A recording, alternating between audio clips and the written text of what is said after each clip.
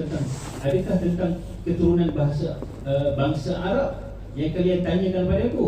Orang yang paling baik di antara mereka, baik pada masa jahiliyah maupun pada masa Islam, iaitu orang yang paling mengetahui hukum-hukum syarak di antara mereka. Maksud mengetahui hukum syarak ni maknanya dia beramal lah.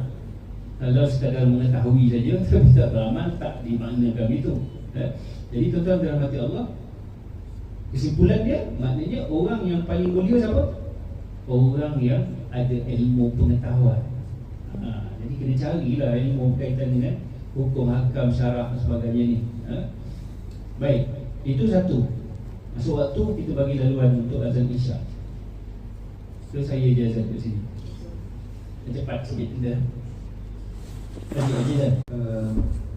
Baik, tuan-tuan dirahmati Allah, kita dah sama-sama dengan azan dan amalan ni jangan tinggalkan amalan menjawab azan, kemudian berselawat dan diikuti dengan Allahumma rabb hadhihi da'wati tammah wa salatul qa'imah ni jangan tinggal. Kerana inilah jalan yang mudahkan kita untuk dapat pertolongan daripada junjungan besar Nabi SAW. Bila Nabi kata siapa boleh buat 3 benda ni, dia layak dapat syafaat dan pertolongan Nabi.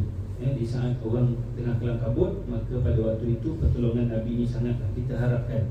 Jangan tinggalkan amalan. Samping tu kita di samping itu kita carilah jalan supaya selawat. Selawat ni bagi banyak apa. Satu pesanan saya selalu kalau pergi ziarah orang sakit ke hospital ke apa lagi tak pesan. Apa lagi tak pesan. Pesan selawat lah. Selawat lah. Jangan tinggal selawat. Tuan-tuan nampak benda tu macam simple je.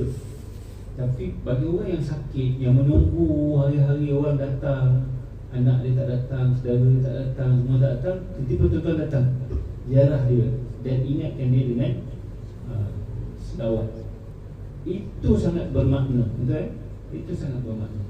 Selawat tu dia meringankan kesakitan dia, menghilangkan kegundahan dia. Duduk sakit, duduk hospital buat. Kan? Tengok mana kawan yang benar-benar kawan, mana yang betul-betul sahabat, mana-mana. Dia tengok macam tu lah. Kan? Dia orang ni tak ada ke nak datang. Macam tu lah kan? Tiba-tiba tuan-tuan datang dan bagi pada dia selawat. Tuan-tuan bagi ayat dah banyak suruh baca, tak boleh dah. Abang jangan lupa baca Tabarakal Lazi. Tak ada mana Tabarakal Lazi kalau tak ada mula daripada sekarang. Kan? Lepas tu sakit kau kita nak bagi Tabarakal Lazi, tak. Selawat lah, paling ringan sekali. Selawat. Baik, tuan-tuan dirahmati Allah, menyambung sedikit